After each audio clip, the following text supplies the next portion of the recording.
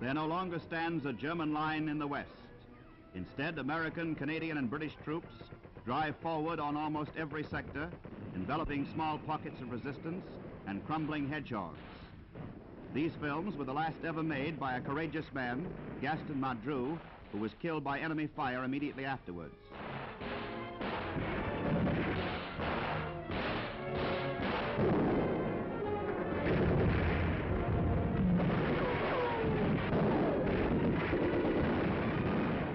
After a bitter fight, the great city of Leipzig falls.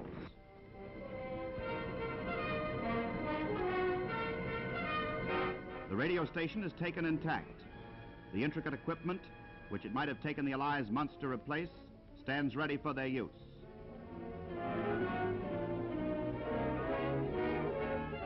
Farther south, Nuremberg, smashed, death-ridden, and in Allied hands.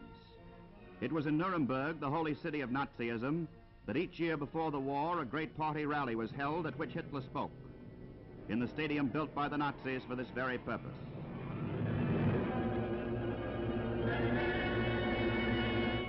Now it is empty. An American soldier stands where Hitler stood. A German soldier who will never listen to any more speeches. Major General Feit, German commander of Brunswick, surrenders to his American captor, Major General Hobbs. And in Brunswick, a camp for British officer prisoners is overrun. Riotously, 2,200 of them greet their American liberators. Food and cigarettes are the order of the day. While at a camp to the west of the Rhine, German troops from the Ruhr pocket stream in ever-increasing numbers. 75,000 was the count at one time, some old men, some children, and large numbers of fit young soldiers.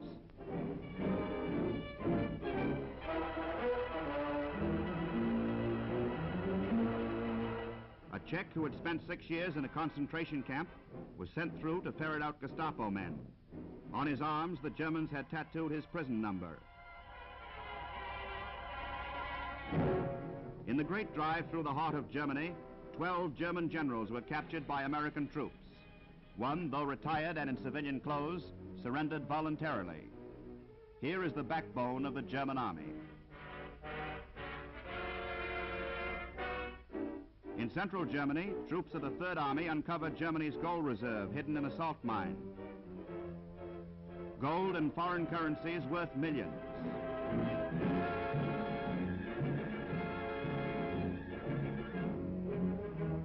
And art treasures from German museums, stored here for safekeeping.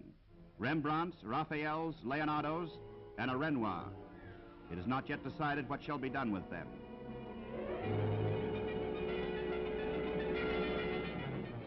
The town of Stendal formally surrenders to the Allies. Civilians are registered by military authorities. Ration cards are validated. Housing is made available by requisition. The town is put into working order.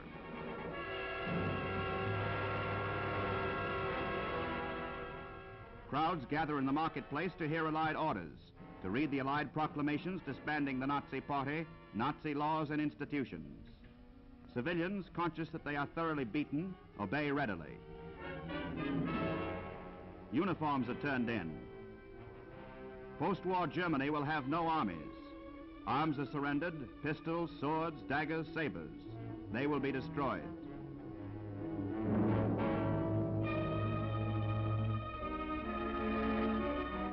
And meanwhile, the British and American armies surge on to their junction with the Russian Allies.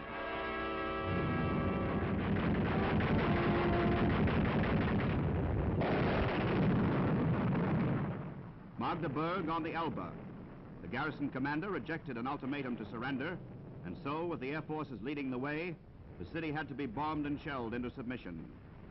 When the pilots had done their work, tanks and infantry move in, across the freshly plowed fields, down the dusty roads, from every side, and an overwhelming force. Magdeburg is captured, and Allied armor fans out north and south, moving at ever-increasing tempo.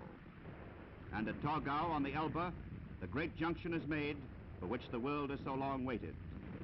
And now, the British, the American, and the Red Armies begin the last battles with a common front in a broken and dismembered Germany.